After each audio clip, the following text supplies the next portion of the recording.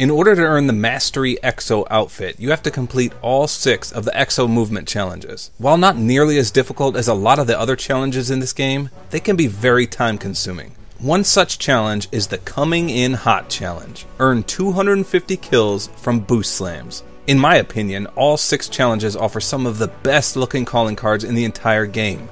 Although I'm not too sure if this is supposed to be depicting a guy in the act of boost slamming or a guy free falling. Let's talk about the boost slam itself first. This is probably my personal favorite addition to Advanced Warfare. So by holding the crouch button while in mid-air, you can use your Exo Suit to perform a boost slam, slamming into the ground with potentially lethal force. If you directly hit an enemy, you can one-shot kill them.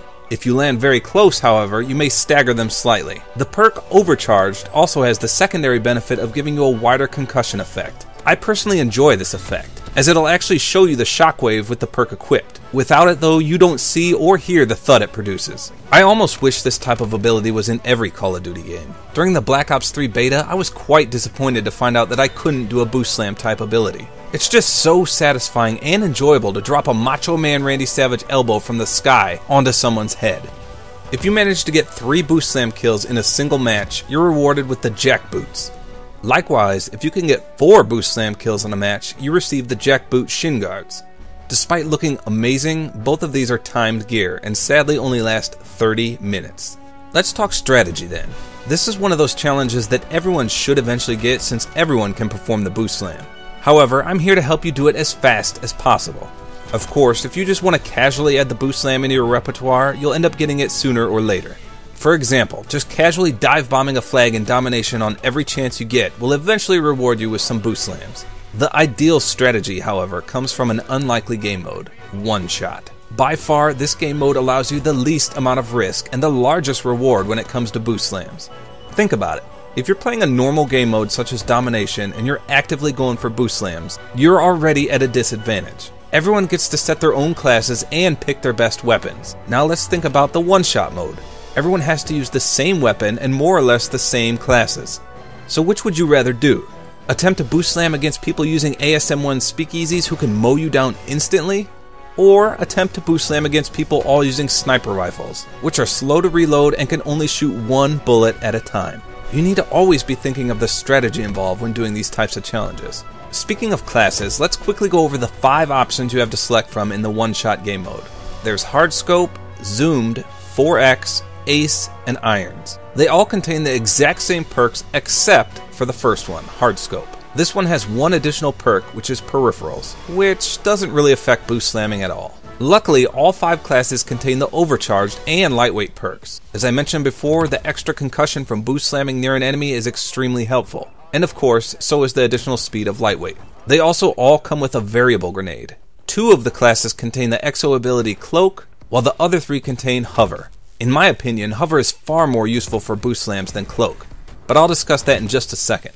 My personal favorite is the Zoomed class, simply because I enjoy the variable zoom scope. However, you'll rarely be using the actual sniper rifle, so keep that in mind. Basically, it'll boil down to whether you want to use the Exo Hover ability or the Exo Cloak ability. If you want Hover, go with Zoomed, Ace, or Iron. If you want Cloak, go with Hard Scope or 4X, favoring Hard Scope due to that extra perk.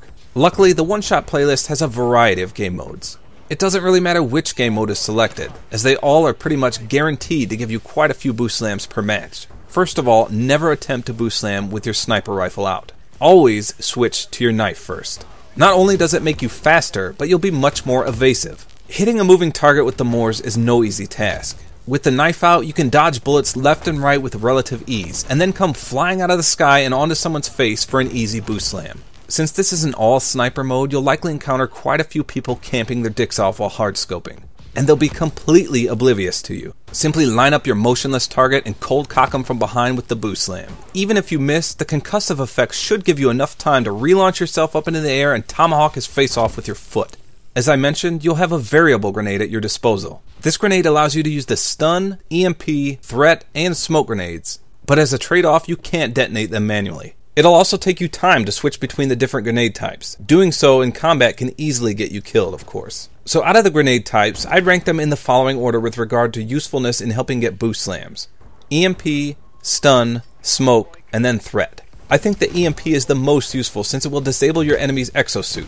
In my opinion, one of the most troublesome things about successfully getting a boost slam is your opponent launching himself away. When under the effects of an EMP grenade, they will not be able to jump.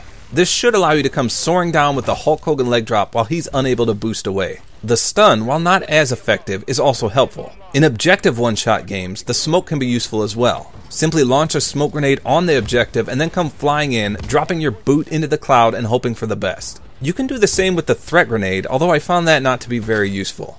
If you play with friends, the ultimate combination is smoke and EMP. For example, have your teammates run smoke and you run the EMP grenade. Bombarding an objective with these two will completely disable your opponent's ability to see and escape, which will make them ripe for a boost slam. Also, don't forget that there's reduced health in the one-shot playlist, meaning if you get direct impacted by a grenade, you'll die instantly. Other than that, simply go around boost slamming to your heart's content. I feel that sometimes the boost slam mechanics can get a bit buggy, so to speak, and what should be a boost doesn't register.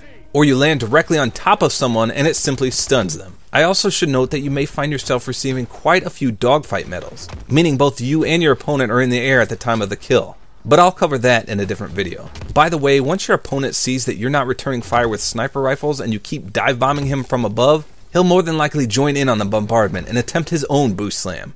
Some epic battles can result that can often last up to a few seconds of missing and counter boosting. Sometimes, the mega powers will explode in mid-air and you both cold cock yourself into oblivion for a dual dogfight boost slam. The ultimate embarrassment. If you selected a class with hover, don't forget to utilize that to your advantage. You can hover above doorways and wait for an unsuspecting enemy to walk out of it and then pounce on his face.